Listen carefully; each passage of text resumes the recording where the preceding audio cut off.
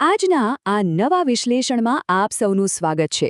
આજે આપણે એક એવા વિષય પર વાત કરવાના છીએ જે સીધો સત્તા, અધિકાર અને જવાબદારી સાથે જોડાયેલો છે. આપણો આજનો વિષય છે પરશુરામ, એવા યોદ્ધા જેમણે સત્તાને સીધો પડકાર ફેંક્યો. જુઓ, ઇતિહાસ તો એવા શાસકોની કથાઓથી ભરેલો છે જેમણે માત્ર પોતાના સામ્રાજ્યો જ વિસ્તાર્યા છે. પણ મોટો પ્રશ્ન એ છે કે જ્યારે સત્તા રક્ષણ કરવાને બદલે અત્યાચાર કરવા લાગે ત્યારે સમાજમાં સંતુલન જાળવવા માટે શું જરૂરી બને છે. આ સમજવા માટે આપણે આ અત્યંત પ્રેરણાદાયક કથાના મૂળમાં જવું જ પડશે. ચાલો શરૂ કરીએ. એક ક્ષણ માટે જરા વિચાર કરો. જ્યારે સત્તાનો ઉપયોગ લોકોનું રક્ષણ કરવાને બદલે તેમના પર પ્રભુત્વ જમાવવા માટે થવા લાગે ત્યારે ખરેખર શું થાય છે? સત્તાનું મૂળ કામ છે સુરક્ષા આપવાનો, ખરું ને? પણ જ્યારે એ જ સત્તા અહંકારમાં ડૂબીને વિનાશ કરવા લાગે ત્યારે પ્રકૃતિ પોતાનો રસ્તો જાતે જ શોધી લે છે. આજે આપણે જે મહાન યોદ્ધાની વાત કરી રહ્યા છીએ તેમણે કોઈ જમીન, ખજાના કે સામ્રાજ્ય માટે ક્યારેય કોઈ યુદ્ધ નહોતું કર્યું. એમની આખી લડાઈ માત્ર અને માત્ર ન્યાય અને ધર્મની પુનઃસ્થાપના માટે હતી. હવે આ મહાન યોદ્ધાની શરૂઆત કેવી રીતે થઈ? બહુ જ શાંતિથી. ઋષિ જમદગ્નિના પુત્ર રામ તરીકે જન્મેલા તેઓ જંગલના એકદમ શાંત આશ્રમમાં ઉછર્યા હતા. એમનું બાળપણ સાદગી, કઠોર શિસ્ત અને સત્યની શોધમાં વીત્યું. સામાન્ય રીતે એક બ્રાહ્મણ તરીકે જન્મ્યા હોય એટલે આખી જિંદગી આધ્યાત્મિક જ્ઞાન અને શાંતિના પ્રસારમાં જ જાય. પણ નિયતિએ એમના માટે કંઈક અલગ અને બહુ જ મોટું વિચારી રાખ્યું હતું. આશ્રમની આ અખંડ શાંતિમાંથી જ એક સૌથી મોટા પ્રતિકારનો જન્મ થવાનો હતો. ચાલો જોઈએ કે આ શાંતિપૂર્ણ જીવન ધીમે ધીમે એક મોટા તોફાનમાં કેવી રીતે બદલાઈ જાય છે. અખંડ શાંતિના વર્ષો પછી અચાનક એક બહુ જ મોટો વળાંક આવે છે. અને એનું કારણ બને છે એક શક્તિશાળી રાજાનો અહંકાર. સત્તાના નશામાં આંધળા થયેલા આ શાસકે આશ્રમની પવિત્રતાનો નિર્દયતાથી નાશ કર્યો. અને બસ અહીંથી જ ઇતિહાસની ધારા બદલાય છે. આ એક એવો વળાંક છે જ્યાં સહનશીલતાની હદ પૂરી થાય છે અને બિલકુલ નવા જ સંઘર્ષમય યુગની શરૂઆત થાય છે. અને આ જ એ ઐતિહાસિક ક્ષણ હતી જે ક્ષણે પેલા અહંકારી રાજાએ પવિત્રતાનો ભંગ કર્યો. એ જ સેકન્ડે શાંત આશ્રમમાં ઉછરેલો પેલો ઋષિપુત્ર રામ હાથમાં ફરશી એટલે કે કુહાડી લઈને મહાન યોદ્ધા પરશુરામ બની ગયો. આ કોઈ સામાન્ય પરિવર્તન નહોતું.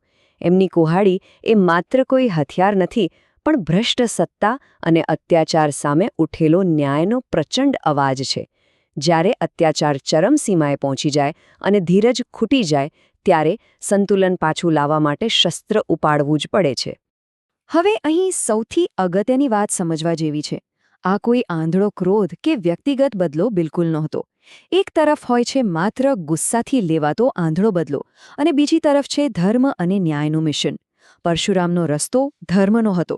એમનો હેતુ કોઈ પોતાનો ફાયદો જોવાનો નહોતો, પણ બ્રહ્માંડમાં ખોરવાયેલું સંતુલન પાછું લાવવાનો હતો. જ્યારે સત્તાનો આટલો ભયાનક દુરુપયોગ થાય ત્યારે એને રોકવા માટે એક સમાન અથવા એનાથી પણ મોટી શક્તિની જરૂર પડે જ છે. આ આખું મિશન ફરજ પર આધારિત હતું. તેઓ એવા તમામ રાજાઓ સામે અડીખમ ઊભા રહ્યા જેઓ પોતાની મૂળભૂત ફરજ જ સાવ ભૂલી ગયા હતા. કોઈ પણ શાસકની સૌથી મોટી ફરજ શું હોય? પોતાની પ્રજાની નિસ્વાર્થ સેવા અને રક્ષણ, બરાબર ને? પણ જ્યારે શાસકો આ ભૂલીને પ્રજાને જ દબાવવા લાગે ત્યારે તેમનું પતન નિશ્ચિત બની જાય છે. પરશુરામે એકવાર નહીં, વારંવાર આવા ભ્રષ્ટ અને અહંકારી શાસકો સામે એકલે હાથે જંગ ખેડ્યો. એમનું આખું જીવન એ વાતનું જ્વલંત પ્રમાણ છે કે સત્તા ક્યારે પણ નૈતિક જવાબદારીથી મુક્ત ના હોઈ શકે. અત્યાર સુધી આપણે એમના ભીષણ યુદ્ધો અને પ્રચંડ ક્રોધ વિશે સાંભળ્યું. પણ અહીં એક બહુ મોટો અને ઊંડો પ્રશ્ન થાય છે. જરા વિચારો, શું એમની અસલી તાકાત ખરેખર યુદ્ધના મેદાનમાં જોવા મળી હતી? આપણે સામાન્ય રીતે યોદ્ધાઓને એમની શારીરિક તાકાત અને એમણે જીતેલા યુદ્ધોથી માપીએ છીએ. પણ શું પરશુરામની સૌથી મોટી ઓળખ માત્ર કુહાડી ચલાવવી કે શત્રુઓનો નાશ કરવો એ જ હતી? આ સવાલ ખરેખર આપણને શક્તિની વ્યાખ્યા પર ફરીથી વિચારવા મજબૂર કરી દે છે. અને એનો જવાબ છે ના, બિલકુલ નહીં. એમની સૌથી મોટી તાકાત હતી એમનો સંયમ. છે ને ખરેખર આશ્ચર્યની વાત? દુનિયાભરના અહંકારી રાજાઓને હંફાવનાર આ મહાન યોદ્ધાની ખરી તાકાત યુદ્ધ કરવામાં નહીં, પણ પોતાની જાતને કાબૂમાં રાખવામાં હતી. સાચી શક્તિ એ નથી કે કોઈ કેટલો મોટો વિનાશ કરી શકે છે, પણ સાચી શક્તિ એ છે કે બધું જ નષ્ટ કરવાની ક્ષમતા હોવા છતાં તમે શાંતિ રાખવાનું પસંદ કરો છો. આ અદ્ભુત સંયમ જ એમને ઇતિહાસના બાકીના બધા યોદ્ધાઓથી સાવ અલગ પાડે છે. અને આ વાતનું સૌથી શ્રેષ્ઠ ઉદાહરણ આપણને ત્યારે જોવા મળે છે જ્યારે તેઓ મર્યાદા પુરુષોત્તમ રામને મળે છે. પરશુરામે રામમાં કોઈ શક્તિશાળી દુશ્મન કે વિરોધી ન જોયો, એમણે જોયું એક ઉજ્જવળ ભવિષ્ય. આ એક એવી ઐતિહાસિક અને શાંત ક્ષણ છે જ્યાં ઇતિહાસનો સૌથી મહાન યોદ્ધા તરત જ ઓળખી જાય છે કે હવે સમય બદલાઈ ગયો છે. ધર્મની રક્ષા માટે નવો યુગ શરૂ થઈ રહ્યો છે. અને બરાબર એ જ ક્ષણે જરાય પણ અહંકાર વગર તેઓ હથિયાર નીચે મૂકીને પાછા હટી જાય છે. પણ જુઓ, હથિયાર નીચે મૂક્યા એટલે એમનો પ્રભાવ કંઈ પૂરો નથી થઈ જતો. તેઓ ક્યારેય સત્તાને વળગી ન રહ્યા કે ન તો એમણે કોઈની પર કંટ્રોલ રાખવાનો પ્રયાસ કર્યો. એના બદલે એમણે એક આદર્શ ગુરુની ભૂમિકા સ્વીકારી લીધી.